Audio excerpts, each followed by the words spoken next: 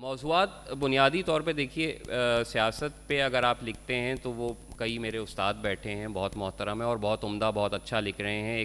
ایک نئے آنے والے کے لیے اس میں راستہ بنانا وہ کچھ مخصوص طریقوں سے ممکن ہوتا ہے. یا تو آپ بہت زیادہ ووکل ہوں، یا آپ بہت زیادہ ایسے مزاج کے ہیں کہ آپ نے بہت ایگریسو ہو کے آپ کی اپروچ ہے. میں ٹھنڈا آدمی ہوں، میں تو بیٹھا ہوا ہوں بھائی، مجھے تو کوئی ویسے ہی مار کے چلا جائے تو میں کہوں گا ٹھیک ہے یار، دیکھتے ہیں ابھی کیا کرنا ہے، سوچتے ہیں. تو تھنگ از کہ میرے مزاج کو دیکھتے ہوئے میرے لیے یہی ایک کام بچتا تھا کہ یہ موضوعات جو ہیں کہ جو ہمارے آس پاس روز ایسی کئی چیزیں ہو رہی ہیں، مطلب یہ پھول ہے اور اس میں خوشبو تو ہے لیکن اس خوشبو کو میں بیان نہیں کر سکتا. تو ایک یہ میرا موضوع ہے، خوشبو بیان نہیں ہو سکتی. یہ کرسی ہے، اس میں آرام تو ہے لیکن اس آرام کی کیفیت کیا ہے آپ اس کو میجر نہیں کر سکتے. سمہاؤ آپ آرام دہ تو محسوس کر سکتے ہیں، سپرلیٹو ڈگری آرام کی ہو سکتی ہے، لیکن وہ میتھمیٹیکلی کیا ہو سکتی ہے وہ آپ نہیں کیلکولیٹ کر سکتے. تو ایسی چیزیں کہ جو محسوس کرتے ہیں اور جن کا اظہار مشکل یا کہ ہم کرنا ہی نہیں سمجھتے، تو بس وہ سب چیزیں. اچھا، آپ نے سیاسی موضوعات کی بات کی تو میرا اگلا سوال یہی تھا ذہن میں کہ عام طور پر جو کالم نگاری ہے اور جو بلاگ ہیں یہ سیاسی موضوعات پر زیادہ لکھے جاتے ہیں یا سوشو پولیٹیکل موضوعات پہ. اس میں ایک سہولت تو چلے ہیں کہ موضوع آپ کو بنا بنایا مل جاتا ہے، جو بھی ڈیلی اپڈیٹ ہو رہی ہوتی ہے کوئی نہ کوئی کہ جی آج ڈالر بڑھ گیا، آج مہنگائی ہو گئی، آج فلاں احتجاج ہو گیا، عدلیہ کا معاملہ ہو گیا. آپ جس قسم کے ولاگ لکھتے ہیں اس کے لیے تو موضوع ڈھونڈنا پڑتا ہے، تعین کرنا پڑتا ہے. تو اس کا طریقہ کار کیا ہے؟ یہ موضوع کہاں سے ڈھونڈا جاتا ہے؟ یا شاعروں کی طرح شعر نازل ہوتا ہے؟ نہیں، میں عرض کروں کہ اب زندگی ایسی ہے، نوکری ایسی ہے کہ نوکری ایسی بھی ہے کیا ہے، میں آپ کو عرض کر دوں کہ وہ ڈیسک پہ بیٹھا ہوں، ایڈیٹر کی جاب ہے، روز کئی خبریں آ رہی ہیں، کئی بلاگز آ رہے ہیں اور سارا وقت جو ہے وہ یہی پڑھنے میں گزر رہا ہے کہ ملک میں کیا ہو رہا ہے. تو اب اس میں کئی موضوع ایسے ہوتے ہیں، کسی کی تحریر میں بعض اوقات کوئی لفظ ایسا ہوتا ہے، کوئی ایک جملہ ایسا ہوتا ہے جو آپ کو اسٹرائک کر جاتا ہے اور آپ کہتے ہیں ٹریگر کر جاتا ہے اور آپ کہتے ہیں کہ یار اس چیز پہ جو ہے وہ موضوع، اس موضوع پہ لکھنا چاہیے. وہ میں الگ جاٹ ڈاؤن کر لیتا ہوں، وہ ایک طویل فہرست ہے، اسی میں سے پھر جو چیز لکھتے ہوئے ریلیونٹ لگتی ہے اس کو نکالا، اس پہ لکھ دیا. سیاست میں تو یہ ہے کہ سب کو پتہ ہے کون کر رہا ہے، کیا کر رہا ہے، اس کے نتائج کیا ہوں گے. ہم سب خود الحمدللہ بہترین دانشور ہیں. مطلب پہلے تو خالی سندھ بولتا تھا یا بلوچستان بولتا تھا، ابھی پنجاب بھی بول رہا ہے، سب کو پتہ ہے. تو میں نے کیا اس میں نیا بتانا ہے؟ یہاں یہ ہے کہ ایٹ لیسٹ اگر جس طرح یہ ہے کہ اگر میری کسی دوست سے یا میری بیوی سے یا میری بہن سے یا میری بیٹی سے کوئی ایسی چیز ہو رہی ہے تو میں ایٹ لیسٹ اپنا احتجاج تو ریکارڈ کروا سکتا ہوں، میں کچھ بتا تو سکتا ہوں. ان ڈپارٹمنٹس میں جا کے تو پھر یہ ہے کہ مکھی پہ مکھی میں مار رہا ہوں اور تو کچھ بھی نہیں کر رہا. آپ نے ایک فقرہ کہا اپنی گفتگو میں، سیاسی طور پر عام طور پر آپ کہتے ہیں کہ سب کو سب پتہ ہے کہ کیا ہو رہا ہے، جبکہ جو ہمارے انٹلیکچوئلس ہیں وہ یہ سمجھتے ہیں یا کہتے ہیں اکثر کہ جی عام آدمی کو تو پتہ ہی نہیں ہوتا کہ اس کے ساتھ ہو کیا رہا ہے. اور اسی طرح آپ اپنی تحریروں میں اکثر یہ کہتے ہیں، اپنے خیالات میں بھی شاید اس کے حامی ہیں کہ یہ جو ازم وغیرہ ہیں سیاسی طور پر ان سے بالا تر ہونا چاہیے. اور یہ بلکہ آپ نے یہ بھی لکھا ہے کہیں پر یہ کسی کام کے بھی نہیں ہے، ایویں ہوتا ہے بس، یہ ٹھیک ہے، کوئی ازم ہوتا نہیں ہے. تو یہ جو ازم کے لیے جان دینے والے لوگ ہیں پوری ہسٹری میں، شروع کر کے سقراط سے شروع کر کے آخری آدمی تک آ جائیں، بے نظیر تک بے شک نام لے لیں کوئی بھی، تو ان سب کے متعلق کیا خیال ہے؟ یہ تو وہ نام ہیں کہ جو ہمیں یاد ہیں. بی بی پہ تو ابھی پچھلے دنوں بھی میں نے لکھا تھا، آف کورس، مطلب یہ وہ نام ہیں کہ جو ہمیں یاد ہیں. لیکن ان لوگوں کے علاوہ جو کروڑوں لوگ، بلکہ کروڑوں سے بھی زیادہ ہی ہوں گے، جو اپنے ازمز کے چکر میں مرے ہیں، وہ کوئی بھی ازم ہو، ازم میں کوئی بھی تھیوری، کوئی بھی فلسفی میں سب انکلوڈ کر رہا ہوں، اس میں سب کچھ ہے. تو اپنے ازم کے چکر میں جو عام آدمی مرتا ہے، آج میں گولی کھا کے مر جاؤں تو یار میرے گھر والوں کو اس کا کیا فائدہ ہے؟ خاص آدمی مرتا ہے تو اس کو تو دنیا یاد رکھتی ہے، مجھ کو کون کیوں یاد رکھے گا؟ میرا بس اتنی سی بات ہے بھائی کہ نیوے نیوے ہو کے بس اپنا کام کرو اور نکل جاؤ. مطلب بہتا شور مچانے کی، مار کھانے کی کیا ضرورت ہے؟ وہی کام بہت سے لوگ میرے جیسے کر ہی رہے ہیں. ہاں کسی نے پھر بھی مارنا ہے تو موسٹ ویلکم، ورنہ کیا ہے؟ مطلب زندگی کیوں پریشان کریں؟ اتنی سی بات. اچھا چلیں، اس پر مزید سوالات دیکھتے ہیں کہ پبلک کے ذہن میں کیا آتے ہیں. میں ایک اور سوال، جس تحریر سے آپ نے آغاز کیا، یہ رضامندی والی، عورت کی رضامندی کتنی ضروری ہے، اس پر آپ پہلے بھی ایک آدھ بلاگ لکھ چکے ہیں اسی موضوع سے ملتا جلتا. ایک سوال میرے ذہن میں ہے کہ کل بھی سیشن تھا اپنے شاعر تہذیب حافی ہیں ان کے ساتھ، تو وہاں نصیر نے پوچھا تھا ان سے، اور ایک عمومی سوال ہے، عام طور پر شاعروں سے پوچھا جاتا ہے، لکھاریوں سے، محبت کے بارے میں کیا خیال ہے؟ ایک دفعہ ہو سکتی ہے، کئی دفعہ ہو سکتی ہے.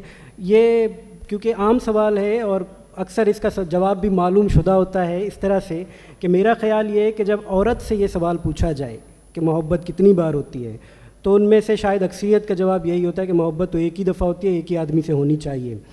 یہی سوال جب مردوں کی طرف پاس ہوتا ہے تو عمومی طور پر جواب یہ آتا ہے کہ جی محبت تو سب سے ہونی چاہیے، کئی دفعہ ہو سکتی ہے، 12 ہونی چاہیے. تو آپ کو کیا لگتا ہے کہ مسئلہ محبت میں ہے، کوئی جینڈر کا ایشو ہے یہ سوال میں، آدم اور حوا کا معاملہ ہے، معاملہ کیا ہے اس سوال کے ساتھ؟ دیکھیے، جو اب تک 42 سالہ زندگی میں نے دیکھا ہے وہ یہ کہ عورت کبھی بھی یہ نہیں چاہتی کہ اگر فرض کیا آپ اس کے مرد ہیں، چاہے وہ سرٹیفائیڈ ہیں یا غیر مطلب سرٹیفکیٹ کے بغیر آپ ان کے ساتھ ہیں، تھنگ از کہ وہ یہ نہیں چاہتی کہ آپ ادھر ادھر جائیں. مرد کی فطرت میں یہ چیز ہے کہ مرد کو محبت کئی بار ہو سکتی ہے اور بالکل ہو سکتی ہے، اور وہ جو پہلی والی ہوتی ہے اس میں بھی آپ کو اتنا ہی غم ہوتا ہے، اور جو 5ویں والی ہوتی ہے اس میں بھی آپ اتنے ہی پریشان ہوتے ہیں. لیکن یہ مرد کا معاملہ ہے. خاتون کے لیے ایک اس فیز سے نکلنا بہت مشکل ہوتا ہے. میرا خیال ہے it takes years, somehow they survive as well, اور کوئی آپشن ہو جاتی ہوگی، لیکن ان کے لیے مرد کی نسبت بہت مشکل ہوتا ہے، بہت زیادہ مشکل ہوتا ہے. اچھا، کاؤنٹر آرگیومنٹ نہیں کرتے کہ ورنہ یہ بڑا متنازع اسٹیٹمنٹ ہے کہ مرد کی فطرت میں ہے، عورت کی فطرت میں نہیں ہے. چلیے، میں ایک یہ بتائیے گا اپنی تحریر میں سے آپ کو اوورال کوئی سب سے اچھی خوبی آپ کو خود کیا لگتی ہو؟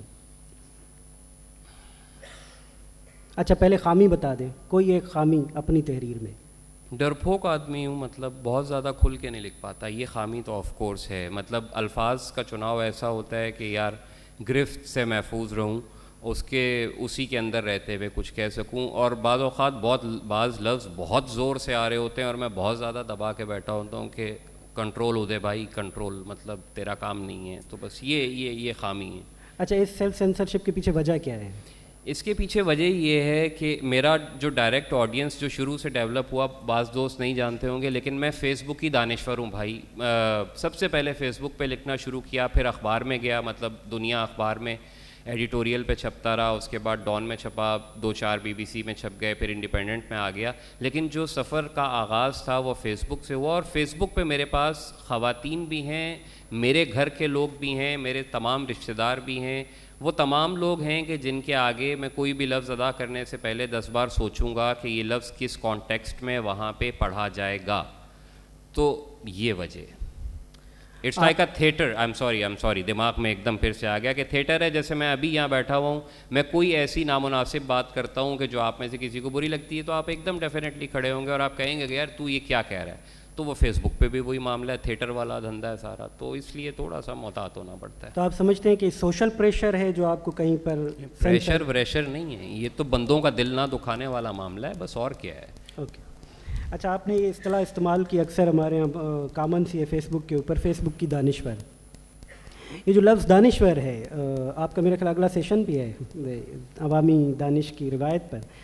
اس پر یہ سوال اگر پیپر آؤٹ تو نہیں ہو جائے گا، آپ سے پوچھا جائے کہ دانشور کی تشریح ہے کیا؟ اگلے سیشن کی بات اگلے سیشن میں جانے دیں، چھوڑیں. اچھا، وہ تو معزز مہمان جو ہوں گے وہ بتائیں گے کہ دانشور کیا ہوتا ہے. میں تو سوال چلے فیس بک کی دانشور، یہ جو طنز کے طور فیس پر بک کی استعمال کیا دانشور جا رہا ہے، طنز کے طور پہ استعمال کیا جاتا ہے اور بالکل درست کیا جاتا ہے. کیونکہ اس سے پہلے یہ ہوتا تھا کہ آپ ایک طے شدہ راستے پہ چلتے تھے، اس کے بعد بڑی مشکل سے ترلے منت کے بعد آپ کتاب چھپواتے تھے، پھر وہ کتاب آپ خود بانٹتے تھے، اس کے بعد آپ ایکسپیکٹ کرتے تھے کہ یار لوگ اس پہ کوئی رائے دیں، اور لوگ فون اٹھانا چھوڑ دیتے تھے کہ یار ابھی یار یہ دیکھو یار اسی کتاب پہ بولنا ہے. تھنگ از کہ ہم لوگوں نے اس چیز کو خود خراب کیا تھا. فیس بک میں اتنی طاقت ضرور ہے، بلکہ نہ صرف فیس بک میں، ٹک ٹاک میں بھی، انسٹا میں بھی. ٹویٹر کوئی مجھے وارے کا نہیں لگتا تو اس لیے میں اس کی بات نہیں کرتا. یہ باقی 3 جو پلیٹ فارمز ہیں ان میں اتنی طاقت ضرور ہے کہ اگر آپ کا کانٹینٹ جو ہے اس میں جان تھوڑی سی بھی ہے تو وہ آپ کو خوار نہیں کرتا، وہ آپ کو بنا دے گا. کہیں نہ کہیں جو ہے نا، جن تک آپ بات پہنچانا چاہ رہے ہیں ان تک آپ کی بات پہنچے گی. پھر آپ کا کام ہے بھلے کتابیں لکھیں، بھلے ڈرامے فلمیں کریں، بھلے یوٹیوب پہ ڈرامے ڈالیں. That is like your choice. چلیں پبلک کی طرف چلتے ہیں. حال میں سے کوئی سوال مصنف سے، کوئی بات کرنا چاہیں، کوئی کمنٹ کرنا چاہیں، کوئی سوال کرنا چاہیں؟ میرا سوال نہیں ہے، کمنٹ ہے جی. کہ عورت جو ہے وہ اس کی محبت لازوال ہوتی ہے اور ہمارے جو بھی صوفی شعراء ہیں انہوں نے عورت کی محبت کو بہت زیادہ گایا ہے. یہ الگ بات ہے کہ وہ پوزیسو ہوتی ہے، لیکن مرد کی طرح جو ہے وہ ایک شاخ سے دوسری شاخ پر چھلانگیں نہیں لگاتی، وہ محبت میں سر جو ہے وہ وار دیتی ہے.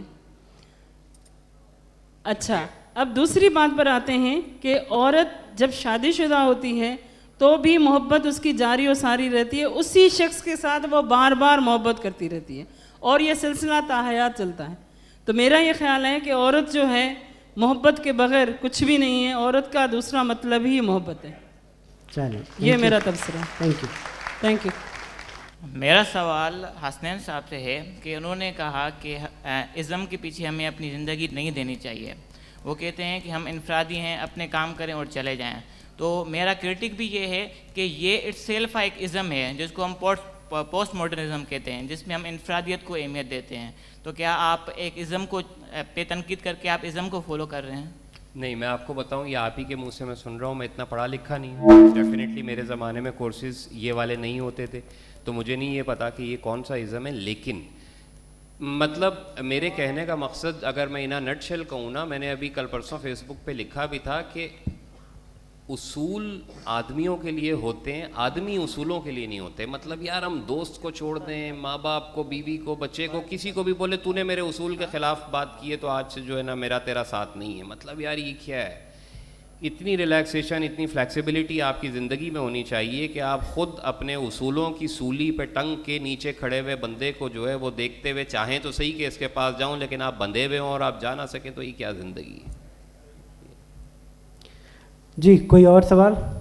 سر بہت ہی معذرت کے ساتھ آپ نے کہا کہ جو نر بچے ہیں ان کا کتا ماریں. ایک تو یہ کہ کتے سے مراد کیا ہے اور وہ کتا کس طرح سے مرے گا، جبکہ نر بچوں کو کوئی آزادی نہیں ہے نا. میں یہ لائن دوبارہ پڑھوں گا اس کے بعد تاکہ کانٹیکسٹ پورا جو ہے وہ ڈیلیور ہو جائے. میرا مطلب کیا تھا انتہائی سادہ لفظوں میں یہ سمجھیے کہ عورت کو زندہ رہنے دیں. کتا بھونکتا ہے تو انسان خود کو نہیں باندھتا، کتے کو بھگاتا ہے. اپنے اندر سے کتا بھگائیے، اپنے نر بچوں کا کتا ماریے. It was with all context. اور اس سے پہلے جو میں نے تمام باتیں کی، کہنے کا مقصد یہ آپ دیکھیے کہ ہم لوگ کیا کرتے ہیں. مطلب میری بیٹی ہے، شی از 17، تو میں اس کو یہ کہوں گا کہ بیٹی تم گھر بیٹھ جاؤ، نہ پڑھو اور نہ کہیں باہر جاؤ، یا میں یہ چاہوں گا ڈیفینیٹلی کہ وہ باہر فریلی موو کرے.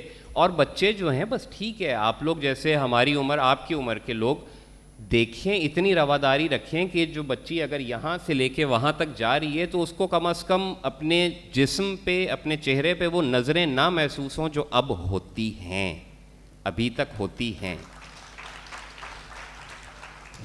جی سر मुंहिंजो सुवाल इहो आहे त असांखे ॿुधायो वियो आहे त समाज में औरत जेका आहे मज़लूम आहे ऐं जेको ॿुधायो वियो आहे त नेचुरली वीक आहे, त उन जे हवाले सां मुंहिंजो सुवाल इहो आहे त छा औरत ख़ुदि पाण कमज़ोर आहे या इन समाज जूं रीतियूं रस्मियूं अहिड़ियूं आहिनि जो उनखे कमज़ोर करे रखियूं वेठियूं؟ میں اس میں آپ کو عرض کر دوں. دیکھیے بات یہ ہے کہ عورت تو ہرگز کمزور نہیں ہے. جو ہماری تاریخ ہے نا، آپ یہ صرف اتنا سوچئے کہ ہماری ذہن سازی، ہمارے دماغ کس طرح بنائے جاتے ہیں. معمولی ترین مثال آپ یہ لیجئے، ہم کہتے ہیں پتھر کے زمانے کے انسان نے سب سے پہلے وہ آگ لگائی. اس میں ہمارے ذہن میں تصور یہی آتا ہے کسی مرد نے لگائی ہوگی. یہ بھی تو ہو سکتا ہے کسی عورت نے یوں پتھر ٹکرایا اور آگ لگ گئی ہو. یہ بھی ہو سکتا ہے کہ جو پہلا ہتھیار بنا تھا، جو مطلب کسی چیز کو کوٹنے کے لیے یا مارنے کے لیے، وہ بھی کسی عورت نے پتھر تراش کے بنایا ہو. غاروں میں جو تصویریں ہیں اگر آپ دیکھنے جاتے ہیں التامیرا میں اور پرانے غاروں میں، جو تقریباً 30 سے 35 ہزار سال پرانا، جو ابتدائی ترین تصویریں ہیں دنیا کی، اس کو دیکھتے ہوئے بھی ایک ہمارے جیسے عام آدمی کے ذہن میں یہی ہوتا ہے، مرد کا تصور آتا ہے، عورت کا نہیں آتا. تو تاریخ لکھی ہی مردوں نے ہے تو ظاہری بات ہے وہ عورت کو کیوں گنجائش دیں گے. اگر تاریخ عورتوں نے لکھی ہوتی تو یہ سوال آج مرد کے بارے میں ہو رہا ہوتا. تاریخ کا پورا پیٹرن یہ ہے، اس لیے آپ سمجھتے ہیں یا یہ ایک کامن کانسیپٹ ہوتا ہے کہ عورت کمزور ہے، ورنہ عورت جتنی مضبوط ہے. آپ یہ دیکھیے کہ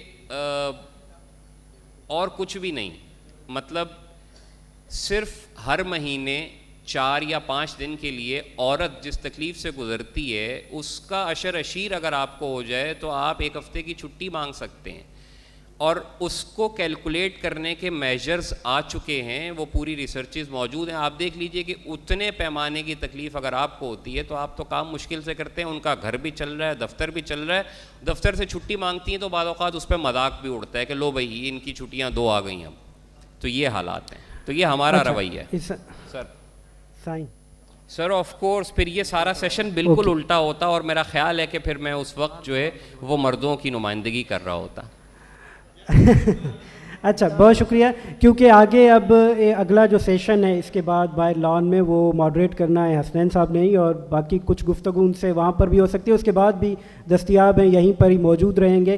میرا خیال ہے پچھلا جو سوال تھا اس کی سب سے بڑی خوبی یہ تھی کہ ایک پنجابی رائٹر نے ایک سندھی سوال کو بغیر کسی ترجمے کے سمجھ بھی لیا اور اس کا جواب بھی دے دیا. میری زبان ہے سرائکی جو ہے وہ تو بول بھی لیتا ہوں، سندھی سمجھ میں آتی ہے. آپ کی مہربانی. اچھا حسنین، اٹھنے سے پہلے جی کوئی تعارفی تحریر، جیسے ہم آپ کے تعارف سے آئے تھے، جانے سے پہلے کوئی تحریر جو آپ سنا کر رخصت ہونا چاہیں؟ جی بالکل، یہ مختصر سی ہے اور یہ اصل میں میرے دل کے اس لیے بہت قریب ہے. اپنا ہی بچہ اور اس کی تعریف کرنا بڑا عجیب و غریب لگتا ہے، لیکن کیس یہ ہے کہ میں اب تک تقریباً 10 گھر بدل چکا ہوں نوکری کے چکر میں، اور آگے بھی یہی صورتحال ہوتی ہے، کوئی پتہ نہیں آج کہاں ہیں کل کہاں ہیں. اور تو پرانا گھر بدلتے ہوئے جو معاملات ہوتے ہیں، جو کیفیات ہوتی ہے، ان کا ایک مختصر سا بیان ہے، اور کوشش یہ ہے کہ اگلے 5 منٹ میں جو ہے اگلے سیشن کی طرف ہماری روانگی ہو. تو بس یہ تحریر میں پڑھ دیتا ہوں. کبھی سوچا کہ جب آپ پہلا گھر چھوڑتے ہیں تو آپ کیا کیا چھوڑ دیتے ہیں؟ آپ اس صحن کو چھوڑتے ہیں جہاں آپ بچپن کی بارشوں میں نہائے ہوتے ہیں. آپ اس گلی کو چھوڑتے ہیں جہاں آپ نے سائیکل چلانا سیکھا ہوتا ہے. آپ اس لوہے کے پائپ کو چھوڑتے ہیں جس سے لٹک کر آپ نے قد بڑھایا تھا. آپ اس بیٹھک کو چھوڑتے ہیں جہاں آپ اپنے دوستوں کے ساتھ بیٹھتے تھے. آپ اس برآمدے کو چھوڑتے ہیں جہاں آپ کی ماں، آپ کی دادی دھوپ سیکا کرتی تھی. آپ وہ باورچی خانہ چھوڑتے ہیں جہاں نعمت خانہ بھی ہوتا تھا. آپ وہ کمرے چھوڑتے ہیں جو چھوٹے ہوتے تھے، جہاں ان زمانوں میں شاید اے سی بھی نہیں ہوتا تھا لیکن گرمی بھی نہیں لگتی تھی. آپ وہ بیلیں چھوڑتے ہیں جو آپ یا آپ کے باپ بہت شوق سے لگا کے گئے تھے. آپ وہ درخت چھوڑتے ہیں جن کے پھل کھانے کو آپ کے دادا نے انتظار کیا تھا. آپ اس ڈھول والے کو بھی چھوڑ جاتے ہیں جو آپ کو سحری پہ اٹھاتا تھا. آپ چھوڑتے ہیں کچی اینٹوں والا وہ فرش جو دھل کر نکھر جاتا تھا. آپ چھوڑتے ہیں چارپائیوں پر سونا جو شدید گرمیوں میں بھی گرم نہیں ہوتی تھیں. ان کو چھوڑ کر آپ فوم پر سونے لگتے ہیں. اے سی بھی چلاتے ہیں کہ فوم تو بابا گرم ہوتا ہے نا. آپ کھلے آسمان تلے سونا چھوڑتے ہیں اور پنکھا دیکھ کر سونا پسند کرتے ہیں. آپ وہ روشن دان چھوڑتے ہیں جو آپ کے نئے گھر میں ہرگز نہیں ہوتے. ایسی فضول چیز کی جگہ بھی کیوں ہو. آپ وہ چھت چھوڑتے ہیں جس پر پتنگ اڑانے کے بعد آپ گالیاں کھاتے تھے. آپ وہ سیڑھیاں چھوڑتے ہیں جن میں ریلنگ کے بجائے دیواریں ہوتی تھیں اور جہاں ہر 3 ماہ بعد ہاتھوں کے نشان مٹانے کے واسطے چونا کرایا جاتا تھا. آپ وہ پرندے چھوڑتے ہیں جو اس دانے پانی پر اترتے تھے جو آپ کی دادی ڈالتی تھیں. واللہ آپ سب چھوڑ دیتے ہیں. وہ لوگ چھوڑ دیتے ہیں جو آپ کے ارد گرد رہتے تھے. کیسے پیارے محبتی لوگ چھوڑ دیتے ہیں اور کہاں کہاں چھوڑ دیتے ہیں. الغرض آپ چھوڑ دیتے ہیں وہ سب کچھ جو آپ کے خمیر میں ہوتا ہے اور نکل پڑتے ہیں ترقی کی شاہراہ پر. پھر کیا ہوتا ہے؟ پھر یہ ہوتا ہے کہ تمام عمر آپ کو جو خواب آتے ہیں وہ اسی پہلے گھر کے آتے ہیں. لوگ بدلتے رہتے ہیں، خوابوں میں موجود گھر نہیں بدلتا. بزرگوں سے سنتے تھے عورت کا کوئی گھر نہیں ہوتا. نہیں ہوگا. مردوں کا کون سا گھر ہوتا ہے؟ مڈل کلاسیوں کا تو مشکل سے اپنا ذاتی بھی کوئی گھر ہوتا ہے. آپ گھر چھوڑ دیتے ہیں، نئے گھر آ جاتے ہیں. اگر آپ کے پاس صرف 2-3 ہزار کتابیں بھی ہوں تو آپ ایک امتحان میں ہیں. آپ کے بچے سوالیہ نظروں سے دیکھیں گے کہ ابا کتابیں کہاں رکھتے ہیں اور ہمیں کہاں ٹانگتے ہیں. پھر اگر آپ مجسموں کے شوقین ہیں قطع نظر ان کے سائز کے تو پھر بھی آپ ایک آزمائش میں ہیں. پرانے گھر میں ایک ایک کر کے کہیں نہ کہیں آپ نے جیسے تیسے تمام مجسمے اور تصویریں ٹانگ دیے تھے. اب یہاں کیا کیا بنائیں گے؟ کتنے طاقچے، کتنے کھوپچے، کتنے شیلف. پھر بھی آپ کا آدھے سے زیادہ سامان ڈبوں میں بند رہے گا. آپ کے گھر میں تصویریں بھی تھیں پھر تو آپ باقاعدہ بد نصیب ذی نفس ہیں. آپ کے فریم سامان کی منتقلی کے درمیان ٹوٹیں گے اور جو شیشے کے ساتھ ہیں تصویریں ان کا تو خدا ہی حافظ ہے. پھر آپ کی ایک نہ ایک کینوس نے رگڑ بھی ضرور کھانی ہے اور جو سب سے پسندیدہ تصویر ہے اسی کے ساتھ کچھ نہ کچھ ہوگا. یہ سب بھی ہو گیا. کاغذات کہاں جائیں گے, کتنے خطوط, کتنے وزٹنگ کارڈ, کتنی تصویریں. آپ کے بچوں نے بچپن میں پینسل سے جو ڈرائنگ بنائی تھیں وہ کہیں سے کوئی تعویذ نکلے گا, کوئی گم شدہ کڑا نکل آئے گا, کبھی صرف ایک کف لنک موجود ہوگا, لیکن آپ اسے بھی سنبھالنا چاہیں گے. کیوں؟ یہ سب کباڑ ہے, اس سے چھٹکارا پانا ہے, نئے گھر جانا ہے, کیا کریں گے اتنا سب کچھ ساتھ لے جا کر؟ چھوڑ دیں, یہ بھی چھوڑ دیں.